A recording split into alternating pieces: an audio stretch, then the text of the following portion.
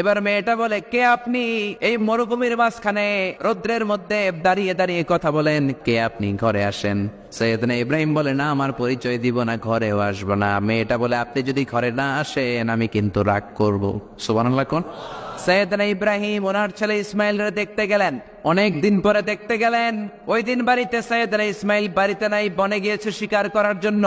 বাড়িতে সৈয়দনা ইসমাইলের বিবি সৈয়দনা ইব্রাহিম ঘরের দরজার বাইরে থেকে সালাম দিয়ে বললেন, আসসালামু আলাইকুম। ভেতর থেকে কর্কশ গলায় একটা মেয়ে সালামের উত্তর দিয়ে বলল, ওয়া আলাইকাস সালাম।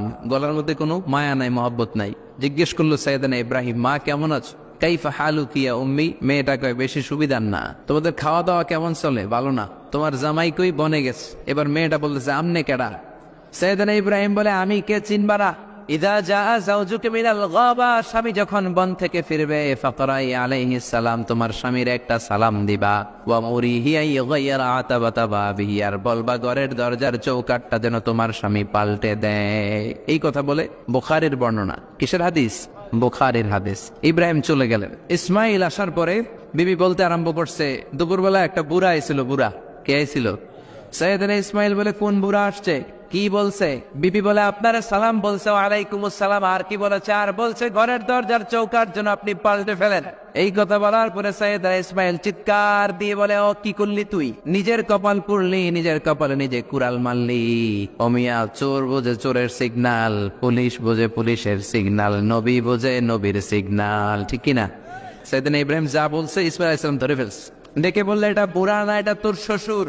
এইটা আমার বাবা ইব্রাহিম খলিল। আমার বাবা যা বলেছে, সিগন্যালটা তো গ্রিন সিগন্যাল না, এটা তো রেড সিগন্যাল, এটা তো বিপদ সংকেত। আমার বাবা যা বলেছে এর মানে হলো তোরে যেন আমি তালাক দেই। Get out, get out, I divorce you. তোরে তালাক দিয়ে দিলাম। বাবার খুশির জন্য তালাক দিয়ে দিস। আপনার আব্বাও যদি আপনার বউরে এমনি তালাক দিয়ে ফেলতে বলে, দিবেন নাকি? আবার দিয়া ফেলেন? দিয়েন না, মুসিবত আছে। আপনার বাবাও বাবা, সৈয়দনা ইসমাইলের বাবা, ইব্রাহিমও বাবা। ঠিক কিনা? সৈয়দনা ইব্রাহিম মন গড়া কথা বলতেন না, আকাশ থেকে ওহী আসলে বলতেন। এই জন্য আপনার বাবা যদি বলে বউরে তালাক দিয়েন না, খবরদার, বাবারও বুঝাইবেন, বউরেও বুঝাইবেন, ঘরে সংলাপ করবেন, সমঝোতা করবেন। আমাকে দুই নেত্রী সংলাপ করে না তো কি হয়েছে, আমরা সংলাপ করব। ঠিক কিনা?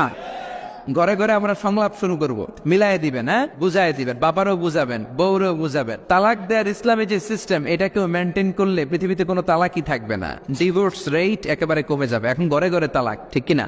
তালাক দেওয়ার সিস্টেম হচ্ছে পঞ্চম স্টেপে যে তালাক, পঞ্চম ধাপে। প্রথম ধাপ হচ্ছে ফাইদুহুন্না। বউয়ের সাথে ঝগড়া হইলে ফাইদুহুন্না, বউরে কক্সবাজার বেড়াইতে নিয়ে যাও, বসুন্ধরায় শপিং করে দিবা, নানির মেয়ে ঘুরতে যাবেন, যমুনা ফিউচার পার্কে নানির বেনারসি শাড়ি কিনা দিবেন, কসমেটিক্স এর বক্স কিনা দিবেন। এই জন্য বললো ফাইদুহুন্না। বেপরদায় চললে ওয়াজ করবেন, নসিহত করবেন। এই জন্য বউয়ের সাথে যদি ঝগড়া হয় তালাক না, ইসলাম প্রথমে বলছে ফাইদুহুন্না, ওয়াজ করেন, বুঝান, ঘুরতে নিয়ে যান, শাড়ি কিনে দেন। এতেও যদি লাভ না হয়, ওয়াহজুরুহুন্না ফিল মাদাজি, বিছানা আলাদা করেন। বউ থাকবে এক ঘরে, আপনি থাকবেন আরেক ঘরে। হয়তো এই বিচ্ছেদের কারণে ভুল বোঝাবুঝি ভেঙে যাবে, স্ত্রী ফিরে আসবে। ঠিক কিনা? এতেও কাজ হয় না। তারপরে আল্লাহ বললেন ওয়াদ্রিবুহুন্না, এবার একটু শাসন করেন। ঘুরতে নিলেন, কাজ হয় না। শাড়ি কিনা দিলেন, কাজ হয় না। রোম আলাদা করলেন, এরপরও কাজ হয় না। এরপর ওয়াদ্রিবুহুন্না, শাসন করেন। অনেকে এটার অর্থ করে বউরে পিটাও না, পিটানো না। বিশ্বনবী কোনোদিন বউয়ের গায়ে হাত দেয় নাই। ঠিক কিনা? এই অদ্রিবুহুন্নার শাব্দিক অর্থ হলো পিটাও, কিন্তু পারিভাষিক অর্থ হলো স্ত্রীকে একটু শাসন করো। মুফাসসিররা এই আয়াতের তাফসীর করতে যে হয়রান হয়ে গেছে। অনেকে বলছে ছোট্ট কাঠি দিয়ে পিটাও, আর বলে কথা শোনো না কেন, দুইটা বাচ্চা হয়ে গেছে, তিনটা সন্তান হয়েছে, এখন সংসার ভাঙতে চাও কেন? অনেক মুফাসসির বলে মেসওয়াক দিয়ে বাড়ি মারো আস্তে আস্তে।